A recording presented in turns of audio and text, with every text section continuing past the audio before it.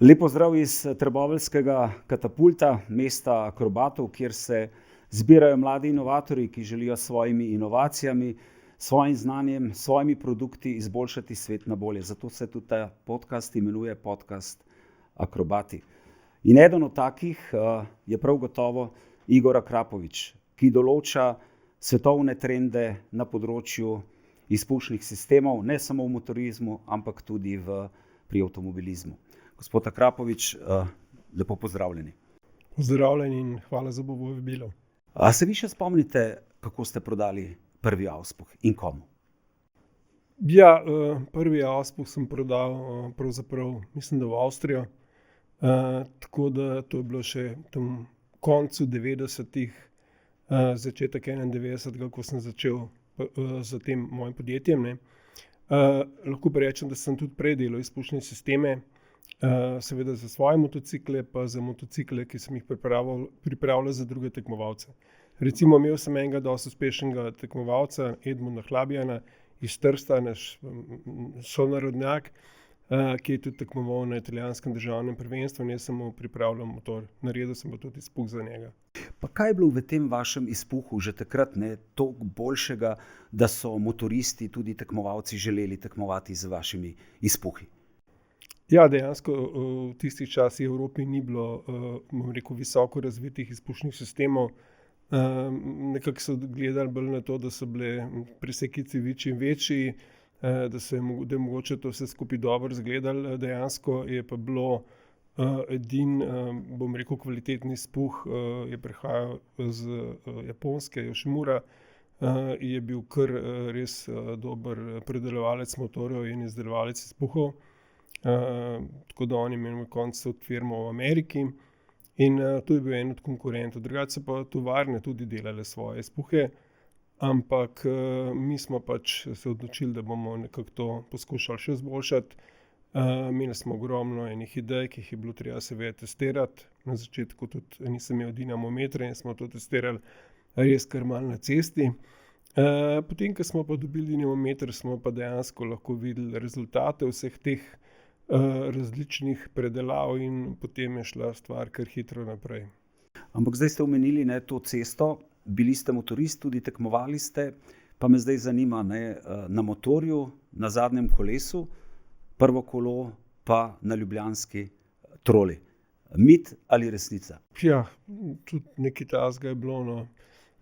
V tistih letih je bilo precej živahno, to moram reči. Ker takrat, ne vem, to sem že enkrat povedal, so si pač v Beogradu zmislili, da takrat so lahko motorje uvažali samo naši zdomci, no. Tako da pojasnim, ti, ki so se vračali iz tujine in praktično je bilo nemogoče kupiti motor, potem so si pa zamislili nek zakon, da ta zdomc ni smel motorja prodati 3 leta. In seveda v Beogradu so zakon napisali, v Zagrebu so ga prebrali, mi smo ga pa izvajali. Izvajali smo ga pa tako, da so na neko dirko, ki je bila v Orehovi vasi, prišli z 8 maricami in pobrali na 40 motorjev in pač jih potem na dražbi prodali. Tako da od takrat je bilo pa, med tako imenovano ljudsko milico pa nami kar ena taka manjša vojna in potem je bilo precej živahno. Kako se je končala ta vojna in kako je bilo živahno? Kaj vam je najbolj ostalo v spominju? Ampak če se ne motim, vas nikoli ta ljudska milica ni ujela, potem ste bili znani. Ja, veste, kako je bilo, ne? Dejansko, če gledate te ameriške filme, ko policija lovi neke pač razne kriminalce ali pa karkoli, ki imajo neke super športne avtomobile, policija si pa ves čas za njimi vozi neko, res bolj kripo, ne? Se mi tako večkrat malo in smeh utrne, ker vem, da pač, če imaš ti motor ali pa motocikel, ki je precej hitrejši od teh policijskih avtomobilov, seveda pravzaprav z lahkoto pobegneš. Tako da, ja, to je ena taka bila zanimiva zgodba, ampak v današnjih časih res ne bi ponavljal. Ampak zanimivo, da medtem ko so drugi nazdravljali, ste vi vedno naročili jabolčni sok. Ja, res, nikoli nisem pil. To sem začel recimo šele v zadnjih mogoče 8-9 letih, da popijem kaj alkohola, ko sem bil mlad, pa res nikoli nisem nič pil, nisem kadil. Tako da sem dejansko živel kar neko športno življenje in tudi imel sem seveda ustrezno manj kilogramov, kot jih imam danes, ne. Je bil to razlog, da ste imeli športno življenje, da ste ves čas razmišljali o tem, kaj boste naredili, kako boste šli naprej, tudi to, da recimo takrat niste konzumirali alkohola? Ja, jaz, ko sem pač videl prvo dirko v Preluki, ko je vozil Giacomo Agostini, sem bil star 13 let in potem je to pustil na mene izjemen, bom rekel, vtis. In edino, kar sem si želel, je to, da bom svetovni prvak v MotoGP-ju, ne. In to so bile moje sanje, tako se je pol tudi pri 18 letih nekako moja pot začela. Dobil sem eno, bom rekel, razbito Yamaho, brez prvega kolesa, brez prvih vilic. Sem jo nekako sestavil, sem z bratovega motorja pobral prvo kolo, vilice, s Kawasaki 500, to vse skupaj zložil in tako sem šel na prvo dirko. Ko se je moja kariera začela, no, bil sem celo drugi. In tem sem bil res kar uspešen. Najprej so bili dvotaktni motorji in te me je naučil predelovati en gospod Breznik, ki je bil iz Ljubljane. Potem štiritaktni motorji, ki so pa kasneje prišli, sem se mogel pa tudi sam poskušati dobiti iz raznih publikacij, knjig, pač čim več znanja, ki pa takrat je bilo izredno težko dobiti. Ali ste vi že takrat na začetku, ko ste začeli izdelovati te izpušne sisteme, ne vem, v 20 letih, 25 let ste bili takrat stari, že verjeli v to, da boste delali najboljše izpušne sisteme na svetu, ne vem, ki jih bojo uporabljali, ne vem, tovarne, kot so, ne vem, Honda, Lamborghini in tako naprej. Ste že takrat verjeli, da boste lahko najboljši na svetu v tem produktu? No, jaz sem verjel v svoje, bom rekel, tako v žargonu, tunerske sposobnosti, ker sem predeloval motocikle kot celoto, ne. In tukaj sem res imel ogromno znanja in to mi je tudi veliko ekip iz tujine zaupalo motorje, da sem jih predeloval. Ampak predvsem takrat, ko sem bil star 24-25 let, sem še zmeraj bil bolj s srcem pri dirkanju in sem to opravljal samo zato, da sem zaslužil denar, da sem lahko pač tudi sam dirkal.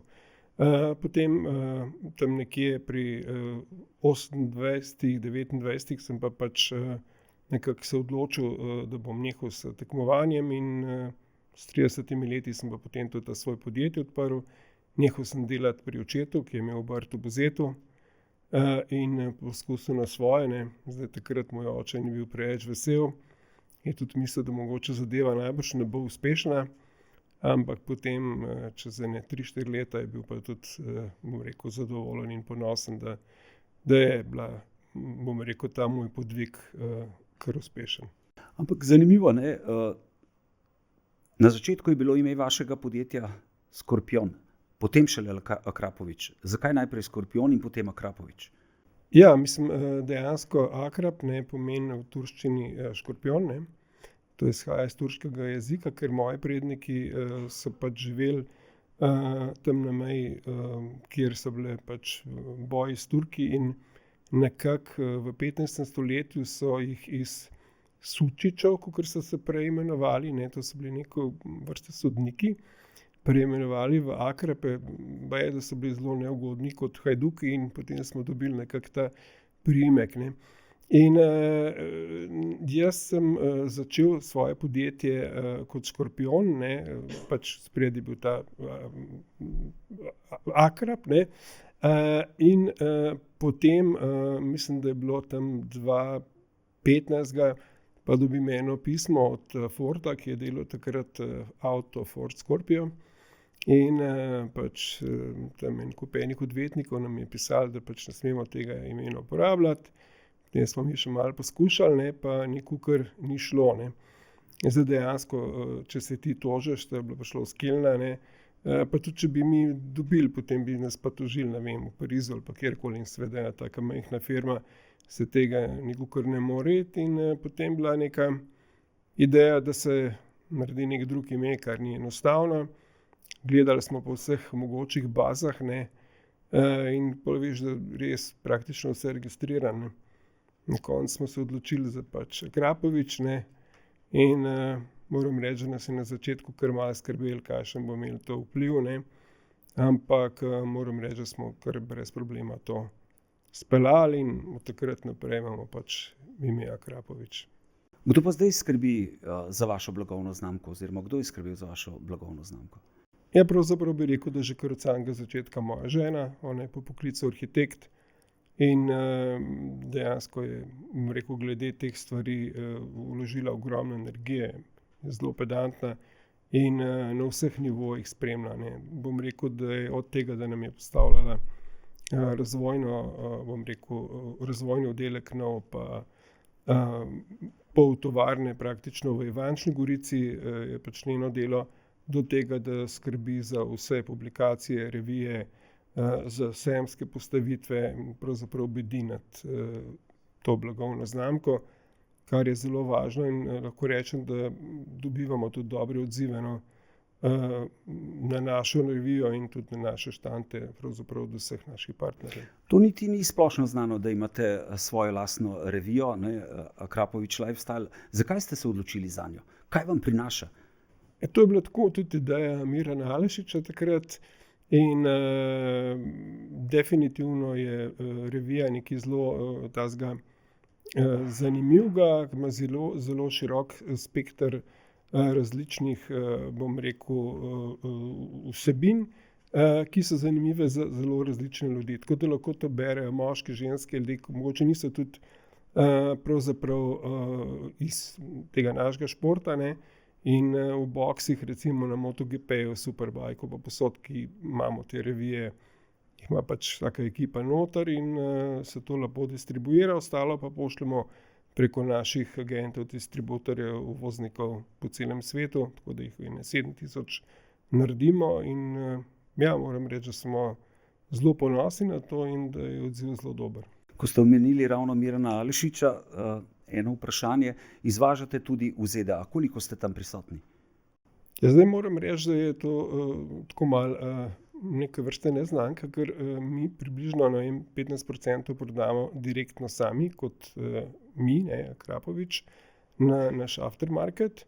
En del pa prodajo seveda tovarne, s katerimi sodelujemo. Je to KTM, je to, ne vem, Ducati, je to BMW, Yamaha, Kawasaki, ne, tako da prav, da bi jedel točno, koliko je to ta številka, težko rečem, ampak jaz mislim, da vse skupaj kumulativno je najbrž kakšne 25%. No. To sem vas vprašal namreč z enega razloga, ker sem se vmes spomnil na eno resnično anekdoto, ker z Miranom Alešičem sva prijatelja in on mi je že kakšnih 15 let nazaj, mogoče celo 20 razlagal, ne, da je bil v ZDA in da je pač tam videl motocikle z vašim škorpionom Akrapovič izpuhom in je rekel, ne morem verjeti, v ZDA vozijo Akrapoviča.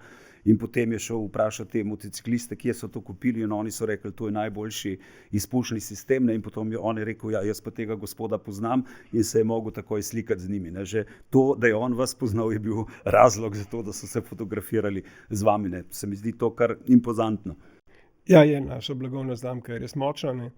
Ampak eden od ključnih razlogov so tudi, bom rekel, naše udeležbe na vseh tekmovanjih, ne, to je od MotoGP-ja, Superbikea, motokrosa, pa tudi v avtomobilističnem delu od Le Mana, mislim, rallija, recimo, tle imamo res veliko podporo dajemo tovarnam in to tudi zelo krepi blagovno znamko.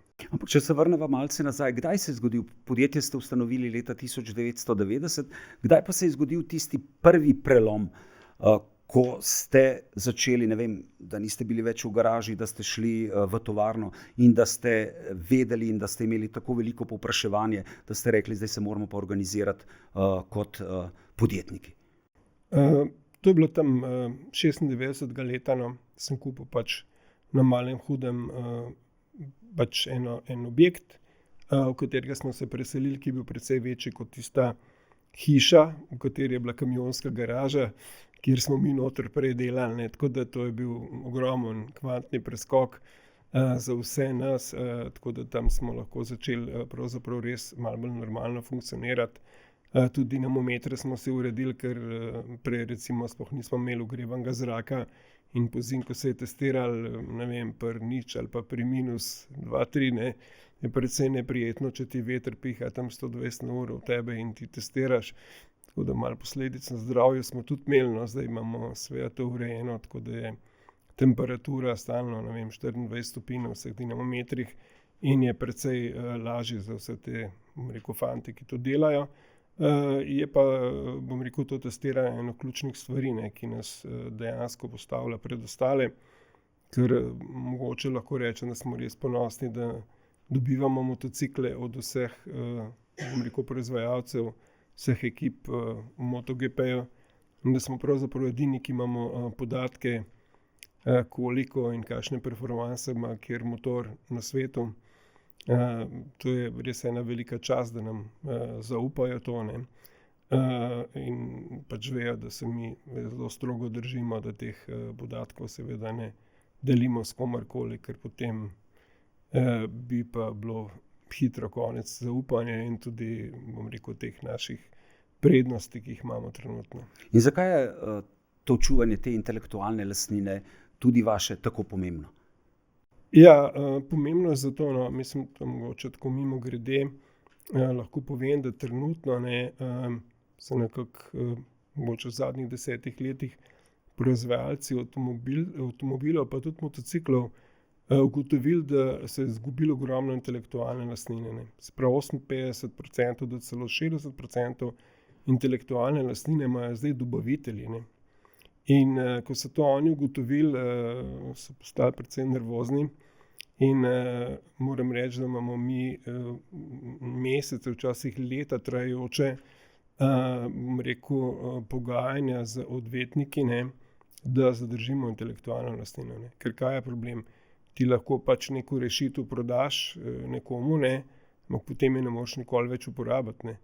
In dejansko so velikokrat rešitve podobne, komplementarne in mi pač hočemo to zase zadržati. Tako da okoli intelektualne lastnine se bije ena ogromna bitka, ki se bo po moje še pojačala, sploh zdaj v teh časih, ko se dogajajo tudi, bom rekel, tektonske spremembe, predvsem v avtoindustriji.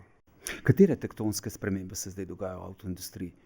Ja, dejansko je pač ta era, ne vem, entuziazma okoli električnih avtomobilov nekako presahlna iz več razlogov in dejansko lahko rečem, ne vem, če en Porsche Taycan prodajamo padla 69%, ne, tem električnim avtom in da oni razmišljajo, kako bodo zdaj noter spet dali kakšen motor, domač povedan, in investirali več kot milijardo v razvoj novih motorjev z notranjim izgorevanjem, ne. Zdaj sta dva razloga, ne. En razlog je pač to, da so že od samega začetka pustili pod nemškim pa italijanskim pritiskom sintetična goriva, ne. In te so pač dovoljena in MotoGP in tudi Formula 1 bosta praktično čez 2 leti vse na sintetičnih gorivih. Zdaj ti ljudje, ki kupujejo pač super športne avtomobile, ne vem, Porsche, Ferrarije, Lamborghinije, moramo vedeti, da ta sintetično gorivo je zdaj trenutno cena okoli 4,5 €, ne. In jasno, zdaj meni, ki ima Ferrarija, ki stane, ne vem, 400-500 tisoč evrov, mu je popolnoma vseeno, da 2 € ali pa 4,5 € za pač liter bencina, po domač povedan. In zato pač so nekateri, recimo Lamborghini sploh ni še niti razvil električnega avtomobila in ga po moje tudi ne bo. In vi delate zdaj za Lamborghini, kako ste prišli do posla z njimi? Ja, dejansko so nas kontaktirali, mi smo že imeli razvite neke produkte, tako bom rekel, za naš aftermarket, so potestirali in so bili zelo navdušeni in tako so nas pač povabili k sodelovanju, tako da recimo 60% urusov ima naša izpuh gor, to je v bistvu na konfiguratorju, tako če želiš pač izpuh, to plačaš, ne. In tudi recimo pri Audiju imamo tako, zanimiva je zgodba v nekem nižjem cenovnem razredu, to je Golf R, ne, ali pa rekel GTI, no.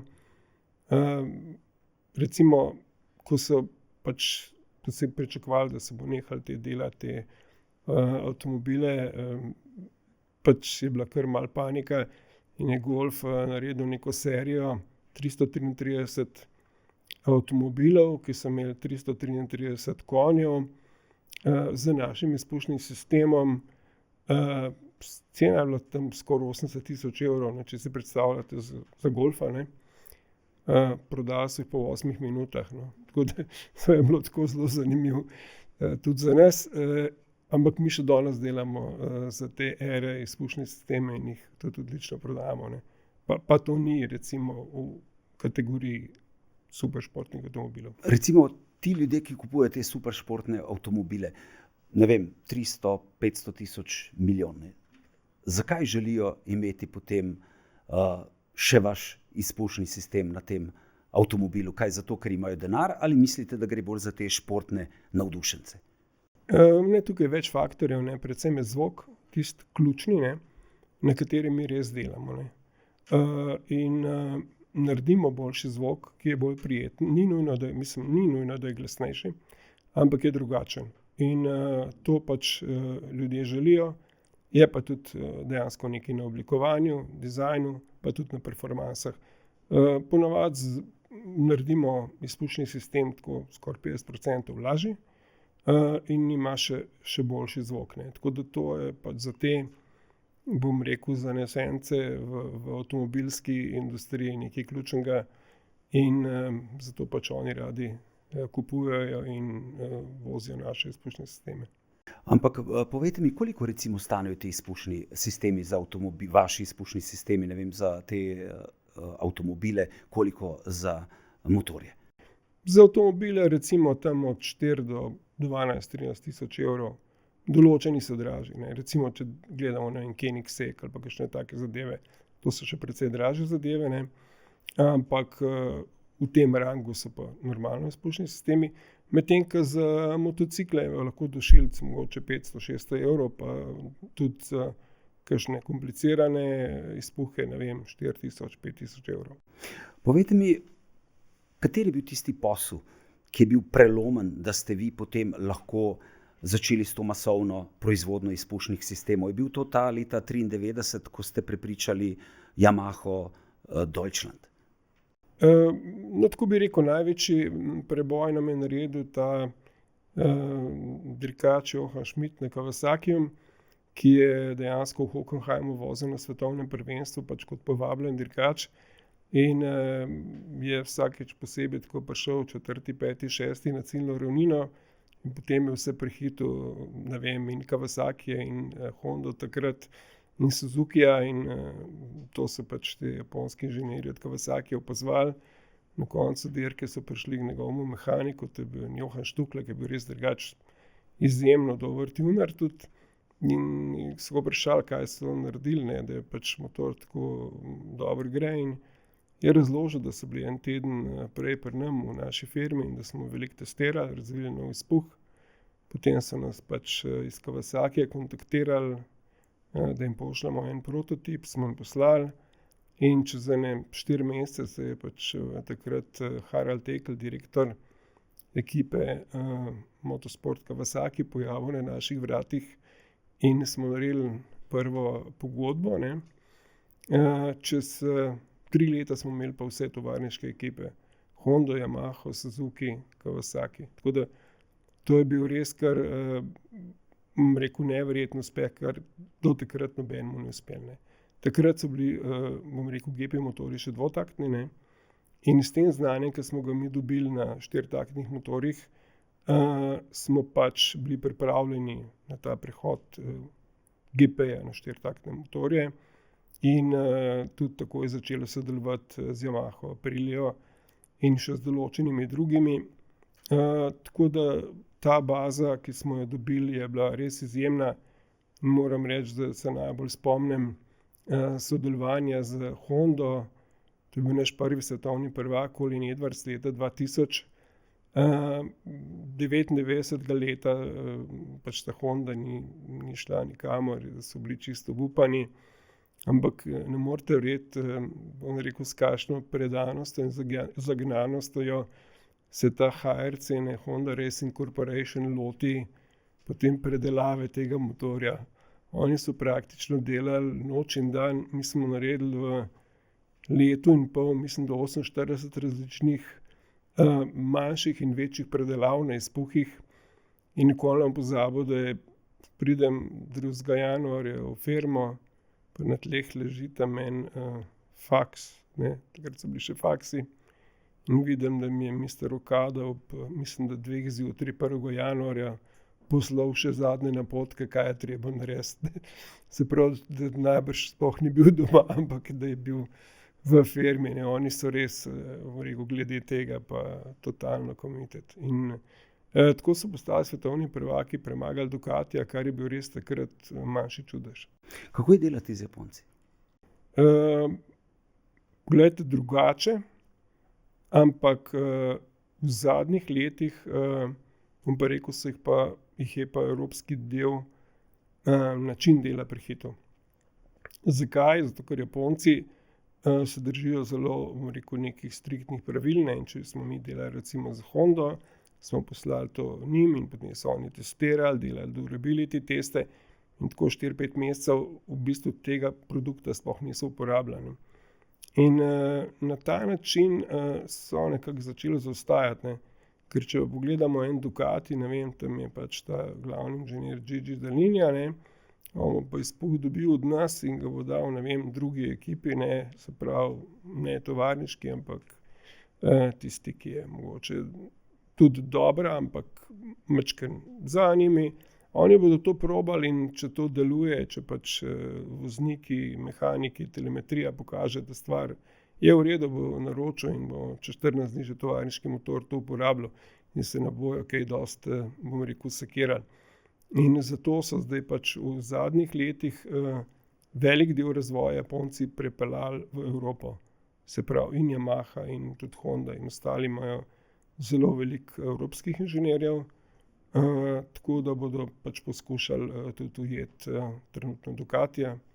Tudi Aprilia ima recimo odlične inženirje, žal zdaj 1 leto z njimi delamo, ampak pač to je pa bolj stvar pogodb pa denarja. Ne. Ampak ob tem se postavlja vprašanje, ne, Honda, to so in ostali japonski izdelovalci motorjev, ne, to so res velika podjetja, zaposlujejo, ne vem, po par 10 tisoč ljudi, ne. Tukaj pa eno primerjavi z njimi majhno podjetje iz Slovenije, ne, določa svetovne trende, ne, kam bo šel ta izpušni sistem na teh športnih avtomobilih, na motorjih in tako naprej. Kaj ste vi bolj prožni? Kaj je ta vaša prednost, da ste lahko že toliko let na vrhu in določate te trende, da vam tako, kot ste dejali, ne, tovarniške ekipe celo pripeljajo motorne in vi, razen vas, nihče ne ve, kakšne so v bistvu njihove sposobnosti? Ja, dejstvo je, da je to tudi spet izhaja majčkeno iz njihove mentalitete, ker dejansko mogoče tam inženir nariše nov izpuh, ne, in zdaj, če ni boljši, ne, potem se en tak majhen vprašaj pojavi, ne, in naslednji, ki ga naredi, če spet ni boljši, potem se nekako ustrašijo, ne, da pač stvar ne bo uspešna in nekako probajo mogoče kakšne druge zadeve delati, v drugo smer iti, ne. Mi smo po strani, mi pa nimamo pač nobenih težav, mi delamo z, ne vem, tudi po 200 testov za razvoj enega izpušnega sistema. Če si predstavljate 200 po testov, ki je vsak po 5 do 7 ranov, ne, pa se potem naredi te average, ne. Tako da tega je ogromno in mi testiramo cele dneve, ne. In potem te majhne razlike iščemo in jih evaluiramo in potem spet drug dan probamo, če je to in tako naprej. Tako da dejansko mi pripeljemo stvar do čistega roba, ne, medtem ko oni pa to težko naredijo. Vi stavite na titan? Ja, mi pač delujemo izpušne sisteme iz titana, ki je pravzaprav edini material, ki je primeren, je 45% lažji od, bom rekel, jekla ali pa celo 60% lažji od inkonela, to je eno posebno jeklo, v katerem je v glavnem nikel pa krom, ki se uporablja recimo pri Formula 1, kjer je temperatura izpušnih plinov čez 1050 stopinj. Mi v glavnem pač na motociklih takih temperatur nimamo, so tam do 950, delamo pa tudi z inkonela, če je treba kaj za Formula 1 ali pa za rally. Tako da to je recimo naša, bom rekel, glavna prednost, naredimo lahko lažji izpuh in boste verjeli, zdaj vsak gram na MotoGP-ju šteje, ne. In dejansko smo naredili izpuh za Yamaho, ki je manj kot 2 kg vagu. Stene teh izpuhov so z 0,65 mm titana, to so ene posebne legure, ki jih dobimo od 2 japonskih proizvajalcev. s katerimi sodelujemo, to je Kobe pa Nippon Steel. In imata majčkeno različne, bom rekel, lastnosti, ena je majčkeno boljša za preoblikovanje, ena majčkeno višje temperature zdrži, tako da potem to poskušamo kombinirati. In teža je pri motošportu ekstremno važna, ne. Jaz ne vem, če poznate mladi tako legendo o tej srebrni puščici Mercedesu, ne, ki se je ustvarila, mislim, da je bilo 35. leta. Takrat je bila maksimalna dovoljena teža za avto 750 kg za formulo, ne. In potem so oni ugotovili, da njihov avto pa 751 kg vaga. Potem glavni inženir se odločil, da bo to uredil in ponoči vzeli dobesedno šmirgel papir pa odšmirgljali vso barvo z avta, tako da je potem nastala ta legenda srebrne puščice. Zakaj to govorim? Zato, ker dejansko danes so šli pa avti v neke ekstreme, ne. Če pogledamo nove športne avte, recimo, ne vem, BMW M5, ne, ali pa Panamera, Porsche, ne, to bo zdaj vaga 2 tone pa pol, ne. Zaradi pač baterij, zaradi chargerjev, vsega, ne. In zdaj tak športen avto, ne, ima sicer zelo dobre pospeške in to se tudi čuti, ne. Samo seveda fizika pa dela svoje in dejansko zaviranje, ne vem, vožnja čez ovink in vse ostale stvari pa so problem, ne.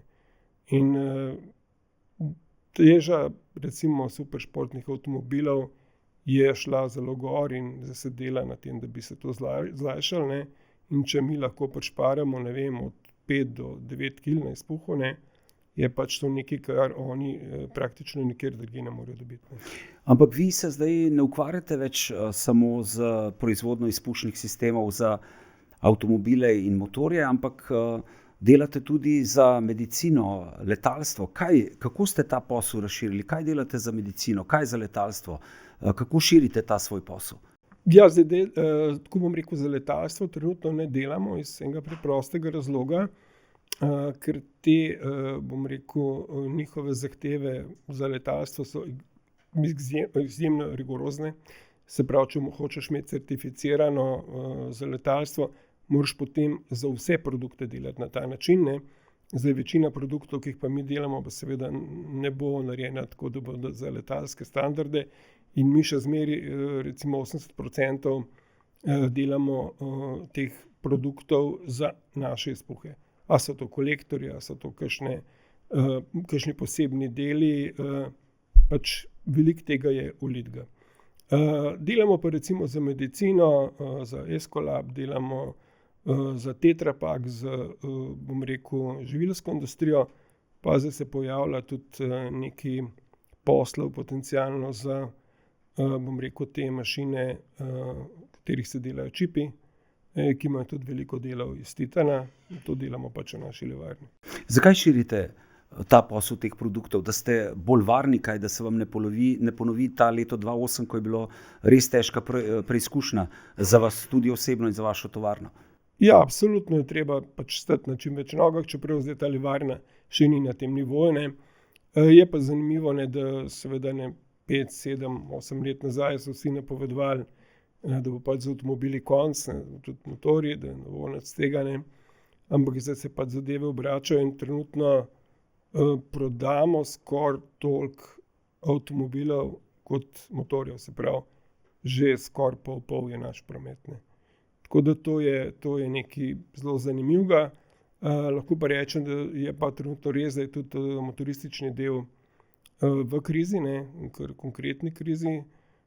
Zdajle trenutno je pač, ne vem, 2 dni nazaj bila prisilna poravnava v KTM-u, ne, to je bila ena res bleščeča firma, jaz tudi poznam zelo dobro lastnika Pererja in praktično sva sodelovala od samega začetka. Mislim, so se poskušali malo razširiti na preveč, bom rekel, različnih polj, in če nimaš fokusa, ne, se ti zna zelo hitro zgoditi kakšna taka neprijetna stvar, zato jaz zmeraj vztrajam, da delamo tisto, kar znamo, ne, in tisto delamo najboljše, vse ostalo je pa mogoče lahko zanimivo, ne, ampak je treba paziti, da ne izgubiš fokusa. Ste vi skeptični do teh električnih avtomobilov tudi zaradi tega, ker nimajo zvoka, oziroma kako se bo potem po vaše to razdelilo? Zdaj za elektriko že tudi vsi pravijo, da to ne bo 100% tako, kot se je mislilo par let nazaj. Kako se bo po vašem mnenju razdelilo? To bodo fosilna goriva tudi ostala, bo elektrika, bo vodik? Kako vi vidite ta razvoj? Jaz bi rekel tako, da ta ideja je bila preuranjena, ker tehnologije niso bile razvite in preprosto tudi električne energije ni dovolj. Oni so mislili, da se bo v 10 letih tudi teža baterij zmanjšala drastično, ampak se ni. In zdaj, če pogledamo, da je, ne vem, v eni Tesli 540 kg praktično sklop baterije, je to zelo veliko, to je nekih 100 kWh, ampak to je ekvivalent 10 litrov dizla, ne. Mislim, se dejansko izkoristek je veliko boljši, je, ne vem, 90% pri dizelskih avtomobilov, ne 40, ampak vseeno. Problem je polnjenja, problem je dejansko ni infrastrukture. V Nemčiji pa vemo, da so šli na ta zeleni prehod, bom rekel, kar tako malo na glavo, ne. So še tiste jedrske elektrarne, ki so jih imeli zaprli, in si ne predstavljam več, kako bo ta zadeva funkcionirala brez drastičnih sprememb smeri, ki jih bojo mogli narediti. Po drugi strani pa verjamem, da bo električnih avtomobilov 25%, tako po moji oceni, zato ker je zelo primerna za mesto, za tako uporabo na krajše razdalje. Nekaj bo sigurno vodika, ki ima tudi svoje izzive, ne. Vsi najbrž veste, ne, kako je z vodikom, mogoče si kdo v Hindenburgu gledal, ampak dejstvo je, ne, da če imaš ti pač v neki garaži avto, ki je pač na vodik, star je 8 cm debela plastična posoda za gorivo, ne, se pravi, to je takole debela, ne. Ampak recimo, če hipotetično ta vodik spusti, ne, potem pač nekdo prižge luč in to izgleda tako, kot je izgledala pumpa v Sandviku, ki je eksplodirala, bom rekel, tako uspešno in dobro, da ni bilo nikjer nič vžgan, ampak v radiu 500 metrov sem se vsem avtom airbagi prižgal. To je taka eksplozija, ne, tako da vodik ima tudi svoje probleme. En od teh je tudi izkoristek. 64% izkoristek je recimo že veliko pri pridobivanju vodika iz elektrike, ne, potem je pa spet naslednja izguba iz vodika v pač pogon avtomobila.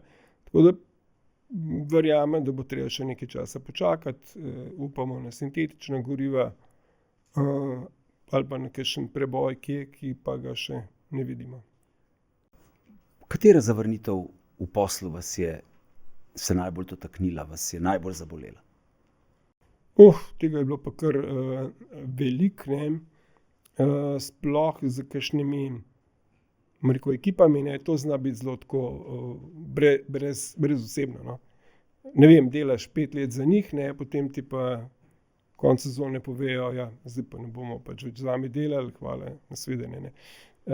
To te kar malo udari, ker vidiš na kolikih, bom rekel, koncih, na kakšne načine si jim ves čas pomagal, ne, potem pa to nekako prekinejo, ne, in resnica je pa dejstvo, ne, na koncu koncev it's all about the money, ne. To je žalostno dejstvo, ki sem ga že neskončnokrat videl, ne. Pač nekdo pride in ponudi veliko denarja. Je celo tako, da nekateri ponujajo samo denar, tovarne same naredijo izpušne sisteme in potem dajo nalepko gor. In če si boste pogledali malo v zgodovini, ne, teh 4-taktnih MotoGP motorjev, vsi, ki so imeli ne vem kakšne vse nalepke, so bile kar samo nalepke, no. Pa kako so recimo, ko ste začenjali, ne, ko ste se prebijali v ta posel, v ta šport, kako so na vas gledali ti veliki igralci, ne, na koncu ste dejali, ne, it's all about money, ko ste se vi prebijali? S čim mislite tudi, da ste jih prepričali? Mislim tudi na tem osebnem nivoju, ne, vseeno ste vi mogli do kupca, mogli ste jih prepričevati. Kako je to izgledalo? Kako ste odpirali si vrata? Ja, dejansko, hodili smo po dirkah, nosili prototipe in še danes se to dogaja, no. Tako da naši fantje so praktično na vseh dirkah po Evropi, pa tudi, ne vem, Amerika, pa še kaj drugega. In velikokrat je treba tudi dobesedno podlagi kaj nesti. Tako da to je, bom rekel, izjemno dinamično, komplicirano in ta suport seveda dejansko cenijo, ne. Ampak po drugi strani pa seveda, če ima pa kakšna ekipa finančne težave, se pa potem odloči, kakor se odloči, ne. Tako da tukaj pač pa ne moreš kaj več kot toliko narediti, ne. Ker zdaj, če začneš, mislim, mogoče bi še pojasnil, kakšen način imamo mi tega sponzoriranja, no. Dejansko se določi neki budget, ne, za ekipo, recimo v MotoGP-ju so to, ne vem, 300-400 tisoč evrov, se ovrednoti produkte, ne vem, izpuh za MotoGP zna biti tam od 17 do 25 tisoč evrov in mi rečemo, mi vam bomo dali toliko pa toliko izpušnih sistemov, pa toliko ur razvoja, ne. In dostikrat se potem zgodi, da to nekje ta septembra zmanjka budžeta, ne. In to je način, kako mi dobimo tudi motorje, ki jih imam dejansko pač jaz nekako pripravljene za muzej, ker seveda pol, ko zmanjka budžeta, je treba dati denar, potem se pa zmeri, rekel moj kolega Slavko Trstenjak, ki se z njimi pogaja, izpogaja seveda za kakšen motor, ki ga precej lažje dajo konec sezone, kot pa seveda, da plačajo. In to je en od načinov, kako pač smo tudi do motorjev prišli. Je pa res, no, da je to, kar bom rekel, vsak dan komunikacija s kakšnimi več, recimo z Ducatijem, ogromno, kakšne ekipe so malo manj zahtevne, ene so pa zelo proaktivni. In ti motorji so samo toliko, da bodo vedeli gledalci v vaši pisarni. Gostili ste tudi, ne vem, ugledne svetovne prvake, Valentino Rossi, Lorenzo. Ko oni primerjajo te vaše izpuhe s prejšnjimi, kaj pravijo, ko pridejo? Ja, tako bom rekel, ne obstaja, kar se tega tiče, kar več tipov dirkačev, no. Eni so lahko zelo hitri pa zelo dobri, ampak za motor, bom rekel, občutek za predelave pa nimajo tako dober, ne. Obstajajo pa drugi, ki so pa res senzibilni na vse, ne. Med njimi je recimo Lorenzo, pa Casey Stoner, pa še par njih, ki pa lahko naredim 2 kroga, ne, in bo natančno poročal, kakšna je razlika, ne. Ker mi damo izpušni sistem, ne povemo, kaj je. Recimo, mislim, tudi inženirji mu ne povejo, ne, ampak samo on naredi evaluacijo, kakšne razlike, kaj je on čutil, in potem vidiš, da so eni izjemno, bom rekel, občutljivi, ne. Nekateri so pa samo tako hitri, ne. To je mogoče, ne vem, če gledamo, Lauda je bil tak, da je pač predelal tudi avto v nulo, ne. Medtem ko kakšni drugi pa ne. Povejte mi, kakšen pa je bil vaš prvi stik z motorjem in kdaj? Ja, to je pa bila moja obsesija že tam od 8. leta. Jaz sem mojega očeta in mamo predvsem prepričal, da moja mama nujno rabi Pony Express, ne, ta. In potem sem ene 2 letih res tako dnevno, rekel, malo maltretiral, da sem na koncu ta Pony Express dobil tam pri 10. Moram reči, da sem ga čez 14 dni razdrl pa predelal, tako se je začelo, ne. Potem sem pa mopede predeloval in z enim takim mopedom sem bil takrat tudi na Preloki, recimo, ke je Gostini vozil. In ta dirka se mi je res vtisnila v spomin in ne bom nikoli pozabil. In moram reči, da sem prav ponosen. Smo bili 2 leti nazaj skupaj, sem imel en event v Milanu, v eni taki predelani garaži, bivši Adžipovi, ki je prav narejena za evente, no. In je bil tam Magines, tudi dirkač, ki je zmagal, mislim, da 25-krat na Isle of Manu, no. Pa tudi Gostini je zmagal 9-krat na Isle of Manu, preden so ga prepovedali, ne. Tako da jih je bilo prav zanimivo gledati, kako sta se malo tudi pogovarjali, ne. Ker Magines je tudi že 50 let star in ko vidiš, kako drvijo tam po menu, tam ima, ne vem, 235, nekaj takega je povprečje kroga čez tiste vasi. In človek, če gleda posnetke, misli, da je malo kamero na hitro zavrtel, potem ni tako, ne. To bi lahko povedal, da on je dobil od kraljice Magines nagrado.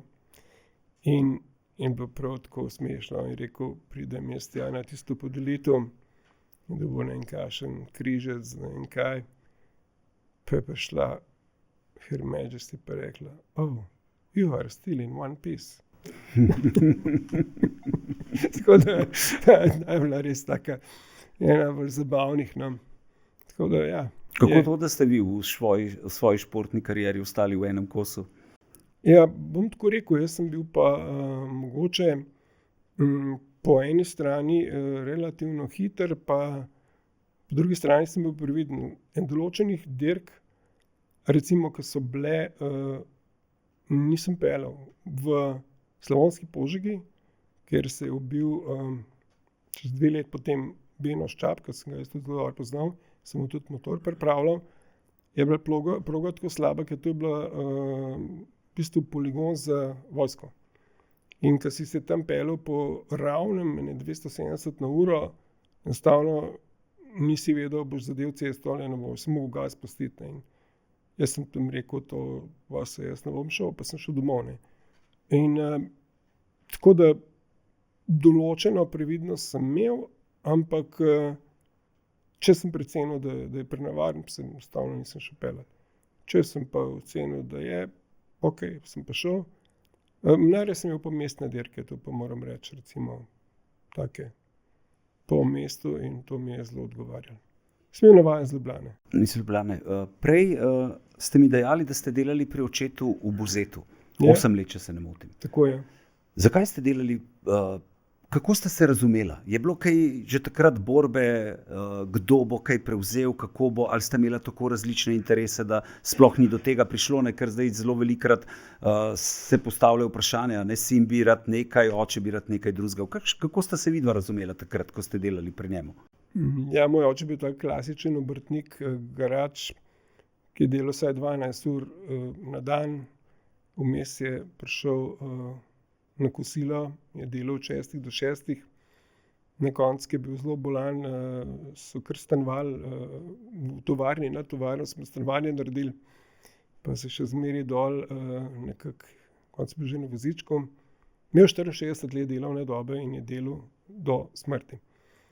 In preden je umrl, mi je rekel, da ne boš to ponovil, kar sem jaz naredil, ampak dobro, upam, da ne bom res cel življenje delal.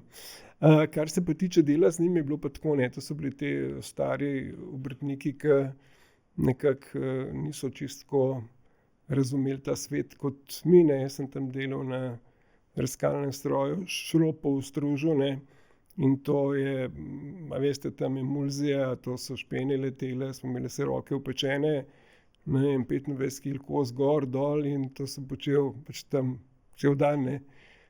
To se noben nekaj dosti sekiral zaradi tega, ker pač tak je bil življenje in takrat ni bilo CNC mašin, ni bilo ničesar. Delali smo pa orodja, orodjarna, ampak to je bilo vse ročno, potem so bile kopirke in to ni bilo enostavno. Ampak Sem zakaj, se pa naučil delati na vseh teh mašinah. to je res, ampak zakaj recimo oče ni delal v Ljubljani, ampak je delal v Buzetu? Ja, to je bila pa ena taka zelo zanimiva zgodba.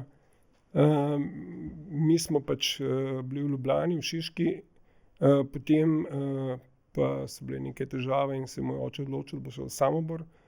To je bilo še preden je nastopil Kavčič, ne. Potem v tistem Kavčičevi dobi je pa dejansko bila, rekel, doba največjega razvoja in razcveta Slovenije. Takrat se je začel pravzaprav delati vse od cestnega križa do načrtov za jedrsko, do kliničnega centra in še marsikaj drugega se je takrat tudi ta ploščad NLB, vse se je takrat zidalo, ne. In nekako so začeli vabiti obrtnike, da naj pač pridejo nazaj, pa da naj začnejo pač več investirati in tako je bilo kar nekaj let se je, bom rekel, Slovenija zelo močno in hitro razvijala. Potem se pa Kavčiča, tako rekel, po domače odžagali in se je stvar zelo spremenila. Obrtnike so začeli preganjati in mi smo pravzaprav zelo težko in kumi pobegnili na Hrvaško, ne. Zopet je bilo podobno tistem, ki sem prej razlagal, da so v Beogradu napisali, na Hrvaškem prebrali, mi smo pa izvajali neke, bom rekel, zelo drakonske ukrepe. In v tistem času je kar nekaj 100 obrtnikov pobegnilo na Hrvaško, recimo Samobor, tudi Buzet, Benkovac, Obrovac, tam so šli bolj ti avtoprevozniki.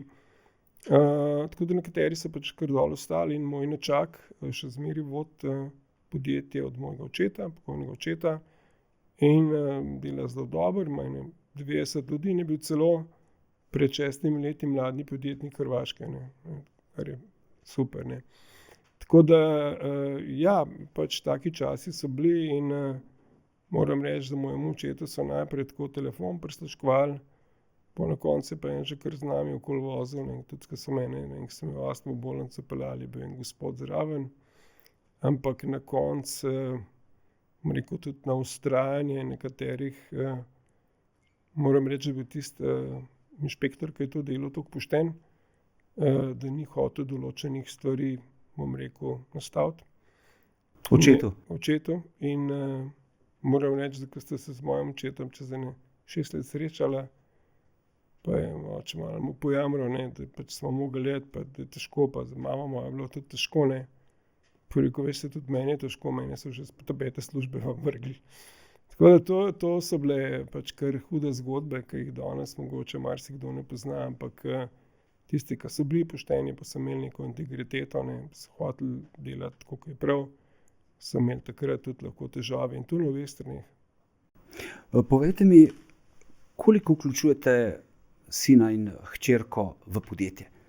Ja, moj sin je kar aktivno vključen, on je pač matematik, naredil magisterij in je izjemno pač vpleten v vse te, bom rekel, preračunavanje, študije. Zadnje čase se pa celo zelo nekako proizvodno vrgel, predvsem v livarno, ki mu je zelo všeč in tam poskuša marsikaj optimizirati, ne. In dejansko je rabil kar veliko let, da je nekako prišel iz teh, bom rekel, teoretičnih pogledov, ki jih dobijo na univerze, pravzaprav vsi, ne, ki pač mislijo, ta ameriški model sploh v univerzah preveč prevladuje, ne, korporacija, ne vem, neki menedžerji in ne vem koga, ne. Jaz sem pač osebno bolj za, ne vem, ta evropski model, rekel mogoče nemški protestantski, ne, pa ne tak, ki je danes, ker danes je to že se šlo popolnoma druge vode, ne, ampak da so ljudje odgovorni, da pač skrbijo za svoje podjetje in da ne, seveda tudi ne gledajo samo za dobiček, ampak za to, da je zadeva vzdržna in dolgoročna, ne. In to je, bom rekel, neko spoznanje, ki te potem tudi pripelje bližje do ljudi, do sodelavcev, da pač lažje na koncu koncev z njimi sodeluješ, ne. Ker če si ti kar tako malo detached, pa misliš, da si neki menedžer tam gor, pa da potem ni nič, potem so pa, ne vem, podrejeni, to pač tako ne gre. Pa ste vi svojo 2 otroka kdaj silili, da bi delala v vašem podjetju, da ste rekli, glejte, toliko in toliko sem naredil, ne, najboljši na svetu v teh izpušnih sistemih, ne, škoda bi bilo, da se vse skupaj zaključi, ste jih, ne vem, rekli, računam nate, da bi prevzel ali ne, ali ste to pustili, da gre po svoje? Ne, absolutno, jaz sem že sam v svojo izkušnjo vedel, da je najboljše, da jih pustim, ne, tako da hčerka recimo pa tudi sodeluje, mi imamo v družini prijazno podjetje, ona organizira od teh novoletnih do zabav, do tega, da otroci naših sodelavcev grejo po letno morje, pa take zadeve, drugače pa ona pač svojo trgovino pa se ukvarja popolnoma drugim delom, no. Omenili ste dobiček, kakšen je vaš odnos zdaj do dobička? Koliko ga porabite recimo zase, koliko ga investirate? Ja, poglejte, v zadnjih letih sem ga porabil tudi zase, to lahko rečem, ampak bom rekel, prvih 20 let pa nekaj dosti, prvih 7-8 pa nič. Res z minimalnimi, bom rekel, denarji smo živeli, ker jaz vidim, da veliko podjetnikov nekako prehitro začne trošiti denar in to je sigurno vzrok za propad podjetja, ker ti prvih 5-7 let ne veš, ali boš uspel ali ne. in takrat moraš biti res maksimalno fokusirati na delo in dati vse od sebe. Potem pa, ko prideš do nekega uspeha, si pa lahko pač tudi nekaj privoščiš, ne. Mogoče je res ta, zdaj, jaz sem pač ravno prejšnji teden malo gledal tele naše medije in pišejo vse sorte. Moram reči, da žal nekateri naši novinarji niso ravno izobraženi, ker ne ločijo med, ne vem, prometom, med EBITDA-jem pa EBIT-om, pa dobičkom pred obdavčitvijo, pa dobičkom po obdavčitvi, pa dobičkom potem, ko si ga kot fizična oseba izplačaš, ne. In potem, ne vem, napišejo, da sem jaz imel 47 milijonov dobička, ne. Ta gospod, ki pa tele bone prodaja, imel pa kar 3 milijarde 300, nekaj takega, ne. Mislim, meni je zelo žal, če to povzemajo main mediji, potem bi bilo pa res treba nek osnoven tečaj narediti, da bi vedeli, kaj in kako, ne. Po drugi strani pa ljudje ne vejo pravzaprav, kaj s tem dobičkom naredimo, ne. Zato ker seveda vse, ne vem, objekti, vse mašine, vse, kar je v podjetju, ne, je bilo kupljeno z dobička, ne, saj drugače temu ne more biti tako, ne. Po drugi strani imamo mi v naši firmi, ne vem, za 74 milijonov evrov zalog surovin, polizdelkov, izdelkov, ne, in seveda to vse je z dobička, ne. Tako da bi bilo treba mogoče ljudem malo tudi vsaj osnovno finančno izobraziti, da bi vedeli, za kaj se gre. Povejte nam, koliko recimo vi dajete od prihodkov od podjetja za plače zaposlenih, koliko ga investirate, kakšno je to razmerje, da je po vašem mnenju vzdržno, da si lahko, ne vem, vodilni na svetu pri razvoju svojega nišnega produkta in obenem, da so tudi zaposleni zadovoljni, ne? Vi pravite, da date veliko na to, da so tudi zaposleni zadovoljni, ne? Po drugi strani je pa znano, da je v vaši firmi tudi red in disciplina. Ja, poglejte, mi smo tako zgodovinsko dajali približno 33% za plače. Zdajle trenutno smo šli celo na 36-37, zaradi tega, ker pač situacija ni najboljša. Lansko je pač se zgodilo en kup nepredvidenih stvari, se pravi, promet ni bil tak, kot je bil pričakovan, in zato je tudi masa za plače pač bila višja. Tudi posledično smo imeli manjše nagrade, ne, te, ki jih imamo vsako leto februarja, recimo predlanskem so dobili vsak približno, ne vem, še 1,6 plače, letos bo pa, ne vem, 0,8, ne, ta nagrada, ampak definitivno pač ljudje morajo, če že pač delajo v podjetju, tudi razumeti, ne, da če so dobri časi, se deli, če niso dobri časi, se ne deli. Moram pa reči, da mogoče še delil eno izkušnjo, no, ki sem jo imel tudi z gospodom Juretom Knezom, ki je. Sva hodila, ne vem, ministru Hanu, ne vem, tako kakšne 2 leti, da bi nekako uspela doseči, da bi lahko pravzaprav podjetja dajala 1/3 dobička do 1/3 dobička po seveda lastni volji zaposlenim, po vendar bi bila pa, mislim, tako na brzino plača, ne. In Jure je potem to še razdelil na, bom rekel, te delniške variante, ne. In prišli smo kar daleč, celo, bom rekel, sindikati, celo Lidija Jerkič se je strinjala. Na koncu smo pa naleteli, tako bi rekel, zid, ne, finančnega ministra, ki pa tega ni hotel, ne. In jaz ne razumem, zakaj recimo ne moremo mi deliti pod istimi pogoji dobiček našim zaposlenim, se pravi, da se plača 19% davka na dobiček, pa 25% na izplačilo dobička, kar znese nekih 39,5, ne. In da bi pač to ljudje dobili, ker moramo vedeti, da naši inženirji, ki so najvišji dohodninski lestvici, plačujejo zdajle, mislim, da bo zdaj 68% obdavčitve, kar je, bom že rekel, niti ne etično, ampak je smešno, ne. In potem spet poslušamo, kako imajo oni veliko denarja, samo to niso seveda neki veliki denarji. Sem malo študiral tudi, zakaj pravzaprav so to stvar na ta način ustavili, in pol na koncu ugotoviš, da gre tule v resnici samo za deli in vladanje. Zato, ker če bi bili pač naši zaposleni motivirani, če bi bili pač še bolj povezani s podjetjem in bi bili na koncu zadovoljni z delodajalcem, je to za nekatere politični problem. In ta problem se prav v tem konkretnem primeru pokazal. Jaz sem prišel do drugega, pač ne more biti kot samo to. Eno od vprašanj, gospod Akrapovič, naših gledalcev, ki jih bomo tudi postavljali gostom, je, če bi morali začeti vse od začetka, kako bi? Enako? No, jaz v mojem primeru bi enako, samo to ne more veljati za vse. Zakaj ne? Zaradi tega, ker vsak se mora najprej odločiti, kaj bo, ne, in na kakšen način bo in v kakšni magnitudi želi pač delati. Ne. Zdaj, če ti želiš, ne vem, biti najboljši na svetu, biti ekstremno uspešen, pač to zahteva neka odpovedovanja. Ne. Če pa želiš pač biti nek, rekel, normalen podjetnik, se pa tudi to da, ne, in se lahko pravzaprav čisto v redu živi. Ne. Tako da tukaj je, bom rekel, velika paleta od tega, a greš res na polno, ali pač greš normalno, ali pa mogoče tako, kot nekateri, pač SP sam dela nekaj in pač tudi ta preživine. Samo dejstvo je, da je to odvisno od tega, kaj se človek v življenju odloči, ne, da bo naredil, ampak če so pa res neke take zelo radikalne odločitve, da boš hotel iti v neke velike projekte, moraš pa tukaj imeti tudi podporo družine in vseh ostalih, ker to pa ni enostavno.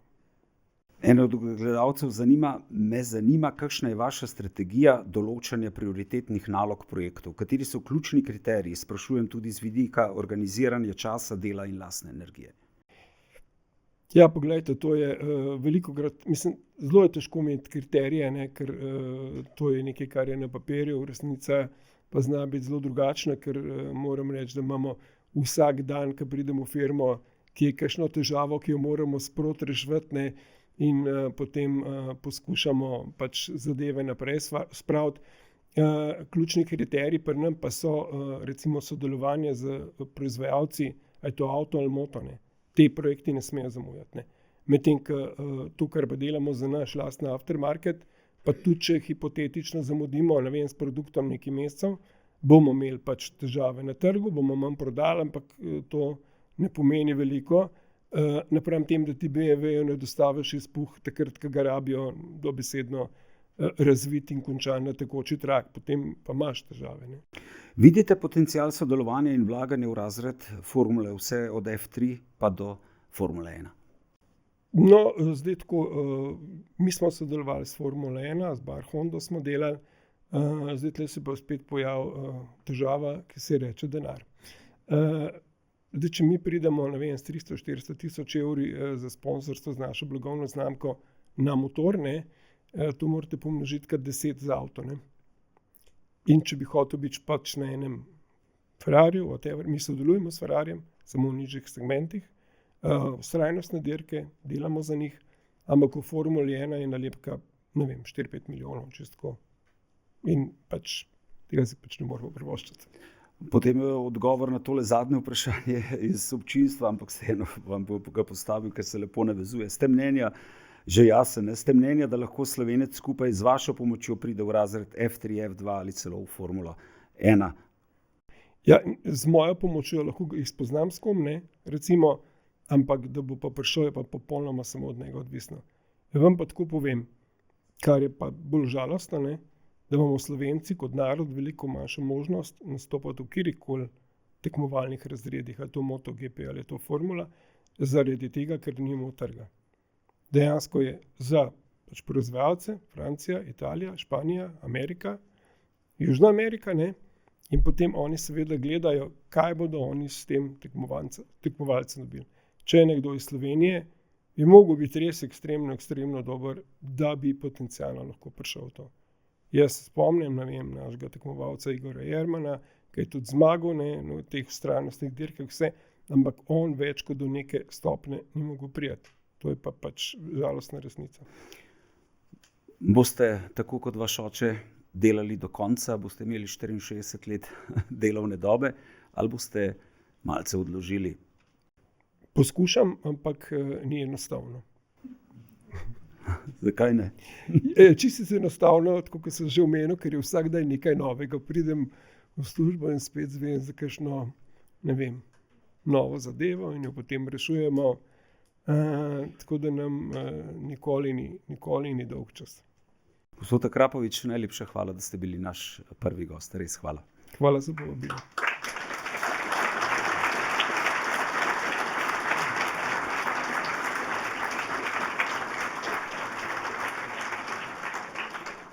Publika, hvala. Zdaj pa glede na to, da sva v mestu akrobatov, sledi ena predstavitev startupa Marko Ukota, Flux Performance, ki razvija električni motocikel. Bova pogledala, tako da hvala vam še enkrat, da ste bili naš gost. Hvala. Hvala. Dober večer, sem Marko Ukota, soustanovitelj podjetja Flux Performance, startupa iz Slovenije. Moja preteklost vključuje 15 let dirkanja v supermotu. Sem pa kmalu ugotovil, da z dirkanjem bom postal milijonar, sam če začnem kot milijarder, tako da sem si tudi ubral karierno pot kot inženir. Skozi vsa ta leta so se problemi, ki jih imajo bencinski motorji, samo večali. En od največjih problemov je vzdrževanje, ki ga je veliko in je komplicirano in stane veliko denarja. Rabiš praktično biti mehanik, da lahko tak motor redno uporabljaš. In drugi velik problem je hrup, zaradi katerega se proge zapirajo in vozniki izgubljajo možnost vožnje po vsem svetu. Ker če pač s takšnim motorjem voziš v naravnem okolju, motiš vse v radiusu 2-3 kilometrov. Očitna rešitev je elektrika, seveda to je prva misel, ampak motorji, ki so bili do sedaj na voljo na trgu, enostavno niso prišli niti blizu zmogljivostim, ki jih imajo bencinski motorji. Voznik pač takšnega motorja ne bo kupil samo zaradi zelenega prehoda, ampak hoče imeti od tega neko dodano vrednost. In zato smo se potem mi odločili, da sami probamo najti rešitev na to. In tukaj vidite prvi korak na tej poti, Flux Primo, naša razvojna platforma.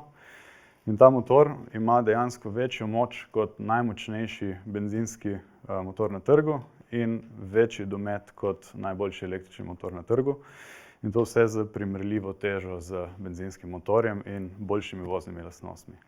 Tako da to zdaj ni več nek motor, ki ga kupiš na elektriko zaradi tega, da boš rešil polarne medvede ali kaj takšnega, ampak je enostavno najboljši motor, ki ga lahko kupiš v tem segmentu.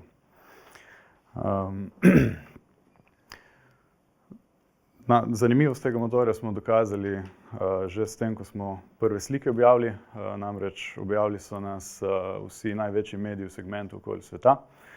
Do zdaj smo zbrali tudi že preko 700 prednaročil za te motorje. Pa pokazali smo v bistvu sam razvojni prototip, ki so ga 3 inženirji naredili praktično v garaži. To je zdaj trenutna stopnja, razvojni prototip, s katerim smo nekako dokazali, kaj znamo in kaj se da z elektriko doseči. Naslednja faza je razvoj production intent motorja, torej motor, ki je predviden za trg z lansiranjem konec leta. In velik mejnik, ki smo ga rabili za to doseči, je investicija, ki smo jo tudi dosegli v začetku tega leta. Tako da zdaj se selimo v nov sedež v Sežani na Primorskem, ki je malo večji kot moja garaža. Imamo nekaj več orodja na voljo. Hkrati zaposlujemo tudi ekipo, večinoma inženirje, ki nam bojo pač pomagali razviti tehnologijo, ki nas bo držala na vrhu na svetu električnih motociklov. Naša dolgoročna vizija je postati globalno prepoznavno ime, vodilno v tem segmentu. To seveda se sliši kot precej ambiciozno, da bi neko malo slovensko podjetje lahko prišlo na svetovno sceno, ampak imamo pač tukaj žive dokaze, kot so Devesoft in Akrapovič, ki so vodilni v svojih segmentih na planetu. In zdaj smo mi na vrsti, da tudi dokažemo, kaj zmoremo. Hvala.